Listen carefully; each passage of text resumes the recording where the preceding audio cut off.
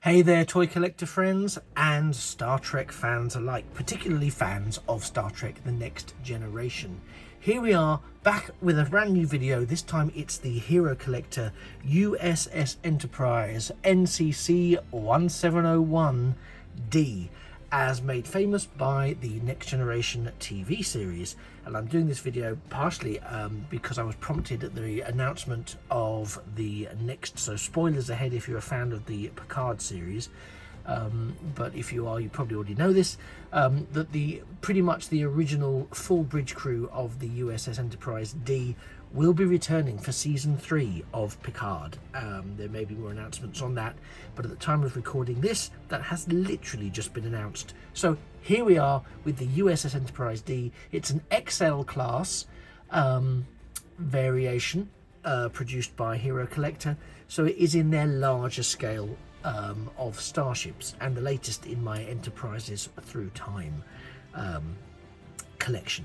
So I've got it on rotate so you can take it all in, and again, to be honest with you, it's another of their really solid representations of an on-screen hero ship. The lighting is pulling out quite significantly some of the excessive paneling, panel detailing print on the fuselage of the ship.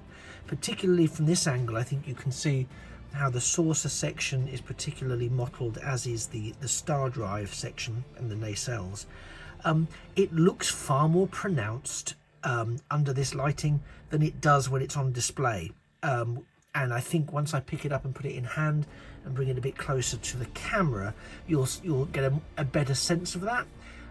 So if I were to say don't let it put you off, I mean it quite sincerely. That said, depending how strong your lighting is, it may pull this out more or less, depending on how you display it. So let's get down to some of the details of this ship. It's a fantastic ship. I'll open with something it doesn't do, and it doesn't bother me in the slightest that it doesn't do it, but there is no saucer separation from the hull. So be mindful of that, and please don't try.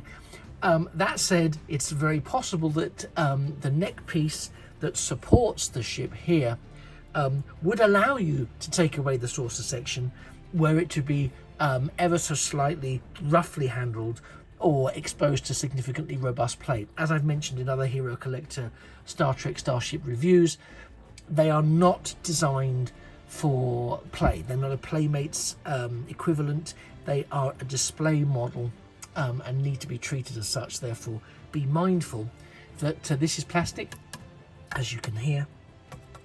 This is die cast, so you can hear quite clearly that's die cast. So already I'm very mindful when I do pick it up that the star drive system, so the secondary hull, needs to be supported along with the saucer section, because the saucer section does create a weight pressure on the neck. Not a critical one, although over time obviously I don't know and I haven't experienced it, but it is something to be mindful of. So from a display point of view, it is making good use of the translucent plastic around the bussard collectors and the nacelle warp field generators. You can also see another element of that, which we'll look at in a bit more detail, in terms of the colorization rather, around the deflector array, which we'll see momentarily. You can also see that the impulse engine sections are pulled out in red there. There's not an awful lot of colorization, to be fair, on the saucer section, or indeed the star drive. So sometimes with other models where we've seen some of the sort of working lights, if you like, pulled out, that's not the case here. We don't get to see that. There is the phaser bank, the phaser strip is there. The hangar door is very clearly pulled out. The bridge section is very clearly pulled out. Lots of the windows are clearly pulled out across the piece. Again, something that people have commented on in previous videos, and quite rightly, to be fair, but I don't always pull them up on it because I am mindful that they do tell us it's a hand-painted model, so I do factor that in, considering it's a mass-produced item, is the fact that sometimes some of the window painting doesn't match where the windows are indented, and we are talking an awful lot of windows here. So from my point of view, I'm kind of accepting of where these windows are illustrated. Again, some are, you can see here, some are lit, some are off, in keeping with how it appeared on the show. And again, if you are a particular fan of making sure that the windows and etc. are in the right place and the blinds and the shutters are in the right place, then you might want to look at the Hero Collector build your own Enterprise D. It's quite the investment, and that's in terms of both time, effort, as well as cash. But I've watched a few build along videos. I haven't got this the build your own set. I nearly succumbed to it at the last Destination Star Trek convention I was at. The Hero Collector stall did have one on display that was complete, and they were selling it with some good discounts around the first few issues. But I resisted it just because, quite simply, logistically, there is nowhere for me to put it, and I probably would have been evicted, possibly because there'd have been no space for me to live.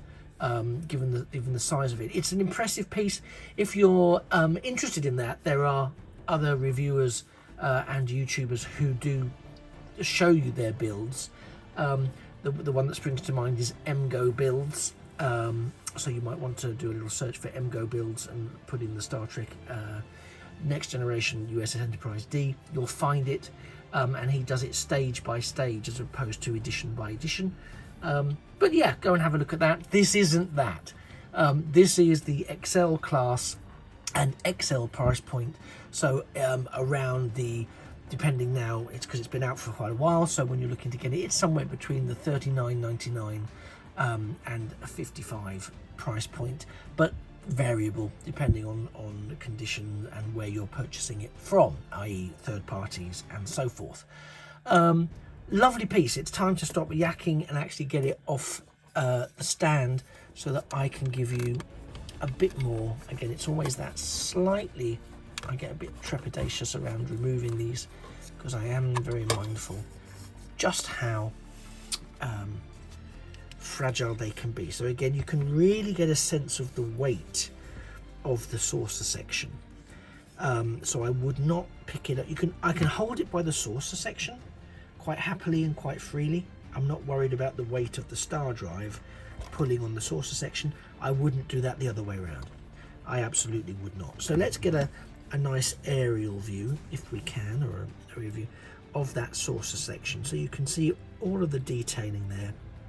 The registry, there's the bridge, which is raised up, the rear, the hangar deck area for the saucer section. I'll turn it around so we can see that phaser bank. You can see there the escape pods, perhaps most famously used in the Generations film. But yeah, it's a lovely, lovely ship. I mean, it's a lovely, lovely model. So let's come on to the star drive. There's the next piece. You can see the nacelles there really being pulled out in terms of the lighting on the translucent plastic. I'll turn it again sideways so you can see the lighting hit those nacelles. It's got the registration in all the right places. It picks up a little bit of dust and fluff over time, unfortunately. Let's swap it around so you can see some of those nice below shots. You can see here very nicely the connection between the neck piece and the saucer, so you can see where it would separate were the model to do that. And again, not to dwell on what I'm not looking at, but it is a feature of the build your own that it does actually have the capacity to separate into two, and both elements are electric and will light up independently. So if that is something that interests you, as I say, go and check it out. The detailing in terms of the registration details, the aft phaser strip, you can see the Star Trek, the Starfleet rather, insignia there, marking out the star drive section. You can see the escape pods on the dorsal part of the star drive, as they are also on the saucer section. captain's yacht there, not really pulled out very well, as we didn't really see anything happen with it in the main series. Yeah, I mean, all I can tell you is it's a beautiful, beautiful piece. You can feel the ridges on the saucer section. It's a lovely piece. It's a lovely piece. I can't pretend or find too much of fault to say regarding this. I'm trying to not knock it with the rotating thing, but it does really photograph extremely well. And as ever, I'll take a couple of photos and put them at the end of the video for you, just to sort of see it against a star cloth. But it's really lovely. It's really lovely. And again, you can see here the deflector array. I'll try and get that slightly better lit for you to see it. So you can see that beautiful blue and the sort of bronze effect around the main section of the deflector array. The detail is pulled out really nicely. The inlaid alcove sections on the dorsal part of the saucer section, really clearly done. Yeah, it scales really well with the other XL ships. I mean, I'll clarify that. It scales well in terms of being a display piece to put up next to them. You can see here, this is another one of those that's it tries my patience. You have to connect it between the nacelles and then move it forwards to fit it in. The number of times I've forgotten that and tried to do it by connecting it to the saucer section, it won't like it. It won't let you. Don't do it. So yeah, this is a really lovely ship. People do sometimes comment rightly that they wish there was a bit more die cast in the model, or they wish there was a bit more screen accurate paint decal on there, and I do take the point. I really do take the point, but I'm not defending Hero Collector because, you know, there's nothing in it for me to do that. Not that I would anyway, but it is very clear to me, and I could be wrong, but because this is these are mass-produced items, I think quality control is there, and in the main it's very satisfactory, but I think there are times when they have to sacrifice quality for affordability, and mostly I don't think we see that.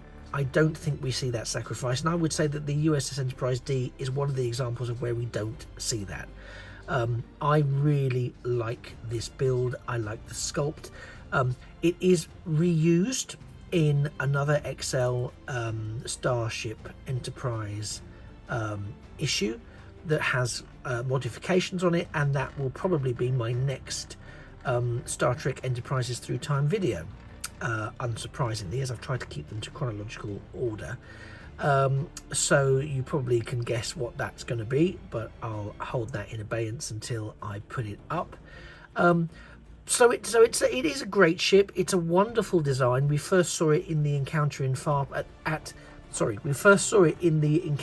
Farpoint pilot story for the Next Generation, and it stayed with us through the entirety of the Next Generation 7-year run and the First Generations film.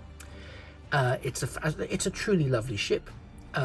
It's a very familiar ship. I remember the first time I saw it, watching it on a VHS cassette. People will be going, what's a VHS cassette? But that's how I saw the first encounter at Farpoint two-parter. I saw it on a VHS cassette on a Sunday afternoon at my dad's, and I was super excited to watch it and super nervous in case it was rubbish, and it tramped all over what I knew to be Star Trek, which was Kirk, Spock, McCoy, the Enterprise, and some really fabulous primary colour effects. So it holds a really special place in my heart. I really remember that, sitting down and watching that, and then watching the video. We'd hire the video releases out as they came month by month, because that was something you could do in the old days, in the olden days of the 1980s. My goodness me, that's a frightening video all by itself. So I have a lot of nostalgic connection to this one. I did pick up the Playmates version when it came out when I was probably in my mid to late teens, because I just really loved the ship, and I wanted to have an equivalent model to my dinky version of the original USS Enterprise from the 60s. I wasn't around in the 60s, but the toy was around in the 70s, which is when I got it. So that for me was my equivalent of that, because we'd had nothing really since of any merit that was on my radar, certainly. So do I think that this product, this particular Enterprise model, has a place in your collection? Well, if you're a Star Trek fan, of course it does. If you're a Next Generation fan, it most definitely does. It captures and evokes the spirit of the Next Generation perfectly. Is it 100% screen accurate? No, I don't think it is, but I would say it's probably 97% screen accurate, and for me, for the price point and for the feelings it evokes, I'll take it. It's something, you know, it's a compromise I'm happy to make for my experience of the ship. Does it belong in your collection? Only you really know that, but hopefully having a chance to see it up close and personal here in my video, and you've had a chance to make that decision. And if you do want to go for it, do try and have a look at the Eagle Moss and Hero Collector. Excuse me, sorry, I've got my Klingon teeth in today. Hero Collector and Eagle Moss websites, because that's probably the most effective place to get it. Failing that, you may want to look at some conventions, and I don't just mean exclusively Star Trek conventions, because other conventions do often have stall holders who have Eagle Moss and Hero Collector models that they are selling, and sometimes they are at a cheaper price point than you can get them on the website. I will also caveat that with sometimes they are more expensive, particularly if it's a popular ship or a rarer ship that Eagle Moss don't often have on their website, or it's frequently out of stock. They will try to capitalize on that and may stick it up by 10 or 20 or more, depending what the market will bear.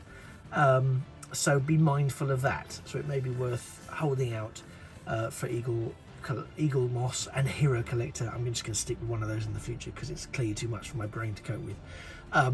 But I heartily recommend this piece to you, definitely. It's one for the collection. It looks great on display. It responds well to lighting. As I say, this lighting is pulling out some of that paneling a little more than perhaps it would naturally do. And I'll do some lighting experiments as well to see the good and bad versions of that, which I'll try and showcase in the photos at the end of this one. Anyway, all I can say is thank you so much for sticking with me for the last 18 or 19 minutes. You have been a fantastic audience. I have been the time-traveling toy collector, and this has been the USS Enterprise-NCC-1701-D from Hero Collector and Star Trek The Next Generation. It just remains for me to say that don't forget, a thing of beauty really is a toy forever. I'll see you in the next video, and one to beam up. Bye-bye for now.